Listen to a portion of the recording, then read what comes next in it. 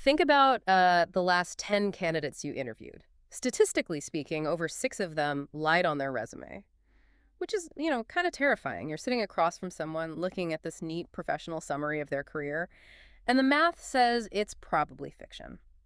Today's deep dive tackles the escalating crisis of resume fraud.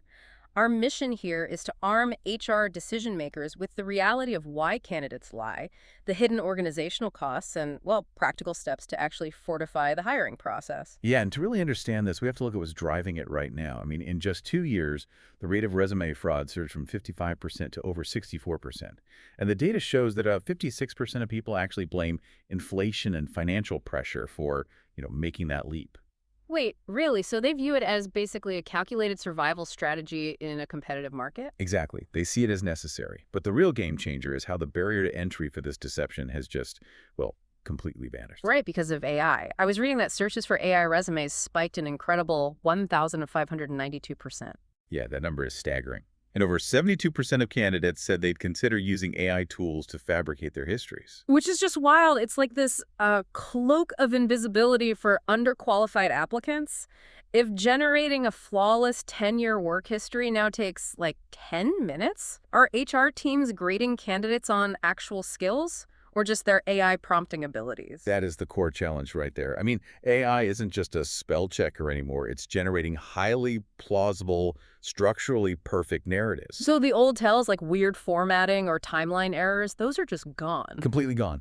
When AI smooths over those obvious cracks, HR needs to know exactly where these fabrications are hiding in the paperwork. Okay, so where are they hiding? I know HR leaders are used to people inflating titles or stretching dates, but the data points to a massive escalation in how references are manipulated. Right. The big five lies are still inflated experience, stretched dates, bloated titles, unearned credentials, and fake references. But the mechanics of that last one have drastically evolved. Because of the paid services, right? Yeah, exactly. Almost 20% of people faking references are now using paid subscription services to do it. That completely blows my mind. We're not talking about a candidate giving their buddy a burner phone to pretend to be their boss. No, not at all. These are literal call centers equipped to impersonate HR departments. Wow. With scripts and everything? Yes, they have scripts, they verify dates of employment, and they basically act as a professional firewall for a completely fabricated career. That's terrifying.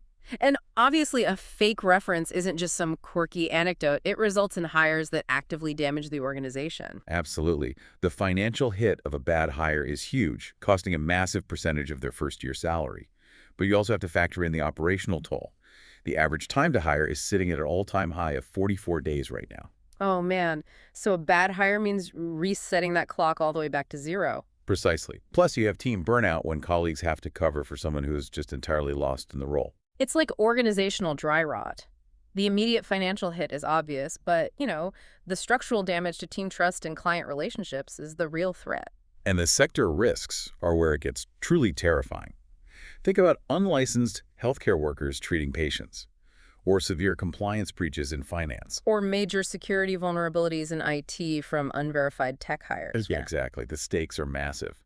Knowing this catastrophic damage, how do HR leaders practically patch the holes in their screening process? Yeah, if the time to hire is already 44 days, telling teams to slow down and do independent detective work feels kind of impossible. It does, but it requires a shift from passive checking to active verification. You can't just call the phone number the candidate provides on the resume anymore. Because it might go straight to one of those fake call centers. Right. You have to cross-reference the previous employer's main switchboard online and route your inquiry through that official channel. Oh, I see. So you are essentially verifying the verifier.